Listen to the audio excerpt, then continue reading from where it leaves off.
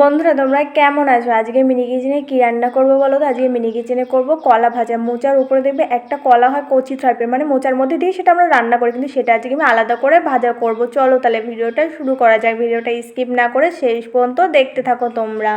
এই কলাগুলো কিন্তু ভাজা খেতে খুবই ভালো লাগে, অনেকটাই কচি, কিন্তু এটা মোচা দেখেছো তোমরা? সব মোচার যেই ফুলটা হয় সেটাও রয়ে গেছে এখনো কলাটার ওপরে। মোচা এনেছিল বাড়িতে বাবা বিক্রি করার জন্য, সেখান থেকে কলাটা আমি ওপর থেকে রেখে দিয়েছি। আমি বলেছি আমি মিনি কিচেনে ভাজা করবে কলাটা।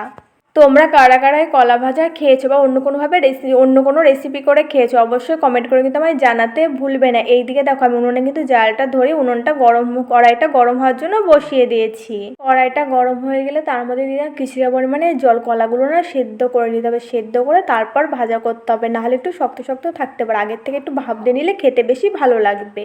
এইদিকে কড়াইয়ের জলটা গরম হতে থাকুক আর আমি এইদিকে কলাগুলো ছোটো ছোটো করে সুন্দর করে কেটে নিচ্ছি। বন্ধুরা তোমরা যদি এখন আমার চ্যানেলটি সাবস্ক্রাইব না করে থাকো অবশ্যই মনে করে আমার চ্যানেলটি সাবস্ক্রাইব করে দিও। আর পাশে থাকা বেল আইকনটা অবশ্যই মনে করে প্রেস করে রেখো, যাতে আমার পরবর্তী ভিডিওর নোটিফিকেশন সবার আগে তোমার কাছে পৌঁছাতে পারে। এই দিকে দেখো তোমাদের সাথে গল্প করতে করতে কলাগুলো খুব সুন্দর করে কেটে নিয়েছি। এবার জলের মধ্যে দিয়ে দিলাম অল্প পরিমাণে লবণ আর কিছুটা হলুদ গুঁড়ো। এবার কলাগুলো না ওই জলের ভেতরে দিয়ে ভালো করে সেদ্ধ করে নিতে হবে। কলাগুলো যদি হলুদ জলের ভেতরে সেদ্ধ করি তাহলে আর কলাগুলো কালো হবে না। আমি দেখো কলাগুলো কেটে কিন্তু খুব ভালো করে ধুয়ে নিয়েছি দুই একবার, তারপরে আবার হলুদ জলে ভাপ দিয়ে নেবো, তাহলে আর কলাগুলো না ভাজার সময় কালো হবে না দেখতে।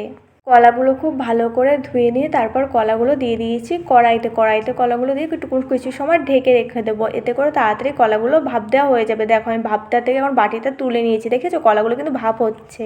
তোমরা যদি ভাবো এই কলাটা পুরো মোচার মতন করে রান্না করবে তাহলে কলাগুলো না মানে বেশি করে সেদ্ধ করে নেবে। আমি একটু অল্প ভাপ দিয়ে নেবো, তোমরা তাহলে বেশি করে সেদ্ধ করে নেবে, তাহলে পুরো মোচার মতন করে রান্না করতে পারবে কলাগুলো।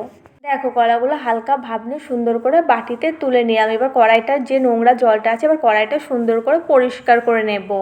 তোমরা আমার মিনি কিচেনে আর কি কি রান্নার ভিডিও দেখতে চাও সেটাও কমেন্ট করে জানাতে পারো, তাহলে আমি তোমাদের পছন্দ মতো রান্নার ভিডিও করে দেখাতে পারি। এইদিকে দেখো কড়াইটা ধুয়ে উনুনের পাড়ে দিয়ে দিয়েছি। কড়াইটা হালকা গরম হয়ে গেলে তার মধ্যে দিয়ে দিই কিছুটা পরিমাণে সর্ষের তেল। এবার তেলটা কিছুক্ষণ গরম হয়ে গেলে সোমবারে দেবো কিছুটা জিরে।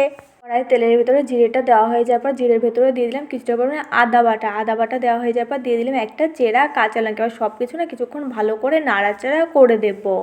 আদা বাটা জিরে সব কিছু ভালো করে ভেজে নিয়ে সেদ্ধ করা কলাগুলোও তেলের পরে দিয়ে দিলাম। এবার কলাগুলো কিছু সময় একটু ভালো করে ভেজে নিতে হবে। তোমরা কারা কারা এইভাবে কলা ভাজা খেয়েছো অবশ্যই কমেন্ট করে কিন্তু আমায় জানাতে ভুলবে না। আমার কাছে বেশ এভাবে খেতেই ভালো লাগে কলা ভাজা, জানো তো? এইভাবে কাঁচকলা ভাজাও খেতে ভালো লাগে মশলা দিয়ে ভাজা করলে। এবার এক এক করে কলা ভাজার ভিতরে গুঁড়ো মশলাগুলো দিয়ে দেবো পরিমাণ মতন কিছুটা হলুদ গুঁড়ো দিয়ে, আর তারপর দিয়ে দেবো পরিমাণ মতন কিছুটা লঙ্কা গুঁড়ো, আর দেবো কিছুটা জিরে গুঁড়ো, আর দেবো পরিমাণ মতন লবণ। সব গুঁড়ো মশলাগুলো দেওয়া হয়ে যাবে আর কাঁচকলাটা আবারও খুন্তিতে একটু ভালো করে নাড়াচাড়া করে দিলাম। কলাটা ভালো করে ভাজা হওয়ার জন্য হলুদটা না একটু কম দিয়েছি, কারণ আমি কলাটা সেদ্ধ হওয়ার সময় তো একটু হলুদটা বেশি দিয়েছিলাম সেদ্ধ করার সময়, তার জন্য হলুদটা পরে একটু কম দিলেও হবে।